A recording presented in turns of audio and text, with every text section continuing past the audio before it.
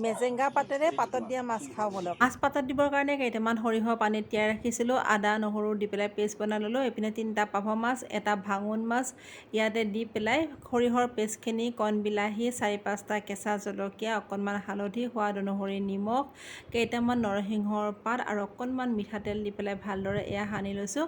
কলপাত এখন ভালদৰে ধুই পেলাই জুইত লেৰাই লৈছোঁ আৰু সৰিয়হ দি পেলাই সানি থোৱা এই পাভ মাছকেইটা ইয়াতে দি গৈছোঁ। ওপৰত দিছোঁ 2টা মেজেংগাৰ পাত। পাতত দিয়া মাছত এনেকৈ কোনে কোনে মেজেংগাৰ পাত দিছে এবাৰ কমেণ্ট কৰি জনাবচোন। একেবাৰে শেষত কেঁচা ধনিয়াৰ পাত আৰু ভোট জলকীয়া দি কলপাতৰ টোপোলাকেইটা ভালদৰে বান্ধি ল'লোঁ।